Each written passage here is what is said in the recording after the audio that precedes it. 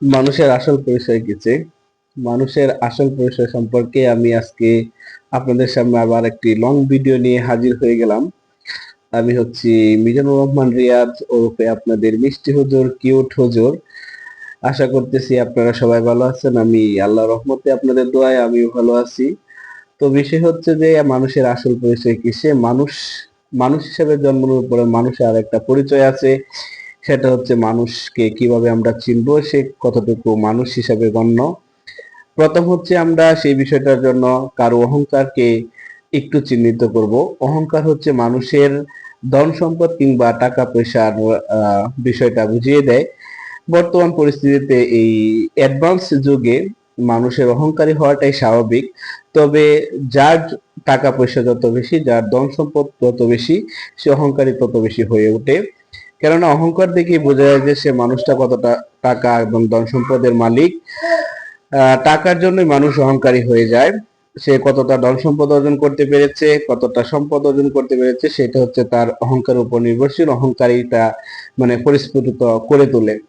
দ্বিতীয়ত বিষয় হচ্ছে মানুষের সাথে, একজন মানুষের সাথে তর্ক করলে বোঝা যায় সে কতটা জ্ঞানী, তার কতটা জ্ঞান অর্জন করতে পেরেছে। এই বর্তমান যুগে, বর্তমান পরিস্থিতিতে সে কতটা জ্ঞান অর্জন করতে পেরেছে তার সাথে তর্ক করলে বোঝা যায়।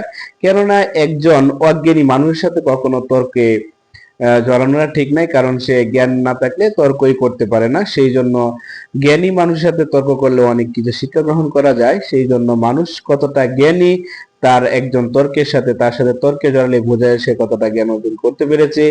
তারপরে বিষয় হচ্ছে যে মানুষের ব্যবহার। আহ, একটা কথা আছে যে ব্যবহার হচ্ছে মানুষের বংশের পরিচয়। হ্যাঁ, এটা একদম ঠিক কথা। তার ব্যবহার দিক বোঝা যায় যে আসলে সে কতটা ভালো মানুষ, কতটা ভালো মনের মানুষ, তার ব্যবহার দেখে সেটা উপলব্ধি করা যায়। কেননা ব্যবহার হচ্ছে বংশের পরিচয়, এটা দেখে বোঝা যায় যে সে কোন বংশ থেকে এসেছে, তার বংশের মানুষগুলা কতটুকু ভালো। কারণ হচ্ছে ব্যবহারটাই মানুষের সবচেয়ে পরিচয়দায়ক। ব্যবহারটার জন্য মানুষের সবচেয়ে, ব্যবহারটা হচ্ছে মানুষের চরিত্রের একটা অমূল্য সম্পদ। আর এটাও আমরা জানি যে চরিত্রটা হচ্ছে মানুষের একটা অমূল্য সম্পদ। চরিত্র ঠিক থাকলে সে ভালো মানুষ, চরিত্র নষ্ট হয়ে গেলে সে মানুষ ঠিকই, কিন্তু সে হচ্ছে একজন জঘন্য মানুষ, সমাজে তা সে খারাপ হিসেবে পরিচিত হয়ে যায়। আবার আরেকটা বিষয় হচ্ছে যে এখানে একটা বিবেকহীন মানুষ কখনো ভালো মানুষ হতে পারে না। বিবেক হচ্ছে সমাজের সবচেয়ে বড় আদালত। মানুষের কাছে সবচেয়ে বড় আদালত হচ্ছে তার বিবেক। সে বিবেক কাটিয়ে কতটা কাজ করতে পেরেছে, এটাও সে তার পরিচয়ের মধ্যে উপলব্ধি করা যায়।